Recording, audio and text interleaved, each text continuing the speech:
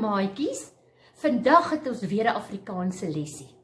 Ons gaan vandag die k-klankie doen. Kyk gou-gou, lyk die k-klankie. Ons begin onthou, ons begin altyd bo te skryf. Af onder toe, dan gaan ons soontoe en dan weer in die middel af.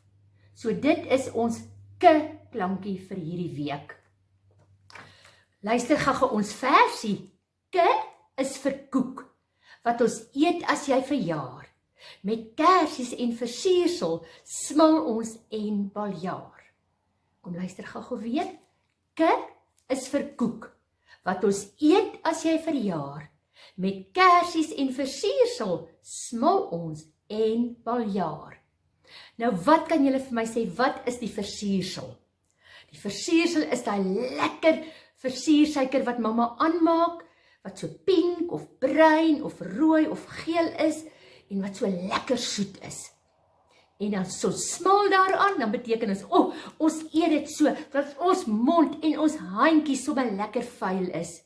En dan kan ons lekker gaan baljaar, want dan het ons baie suiker in, en dan kan ons verskriklik lekker gaan baljaar. Kom sê gou weer saam met juffrou. K is vir koek, wat ons eet as jy verjaar. Met kersies en versiersel smil ons en baljaar. Onthou julle nog rymwoordjies? Rymwoordjies is ons woordjies wat dieselfde klink aan die einde. Kom ons kyk gou-gou, hier is 2 rymwoordjies. Kom ons hoor gou of jy kan hoor watter een is dit. K is vir koek, wat ons eet as jy verjaar. Met kersies en versiersel smil ons en baljaar. Het julle gehoor? Verjaar en baljaar. Kom ons kyk gou-gou hoe lyk verjaar. Sien julle daar? Verjaar, dis die woordjie verjaar. En onder hom is die woordjie baljaar. Hoor julle aan die einde? Die aar, verjaar en baljaar. Dit is ons 2 rymwoordjies wat nou aan die einde van die woordjie kom. Verjaar en baljaar. Wat is ons nuwe woordjies wat ons hierdie week gaan doen? Kom ons kyk. K vir kaas. K vir kalfie. K vir kam. K vir kameel. K vir kameelperd. K vir kamera.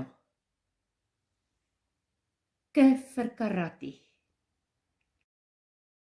Dit is nou al ons k-woordjies. Daar is nog 'n klompie oor, wat ons vra dat pappa en mamma asseblief aan julle moet verduidelik.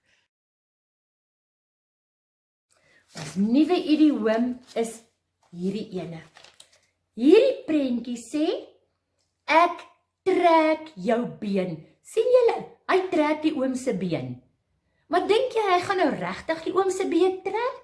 Sê nou jy staan daar langs my en ek besluit nou gaan ek jou been trek. Nee, onthou dis net 'n idioom. Dit beteken ek terg jou. Dankie maatjies, tot volgende keer.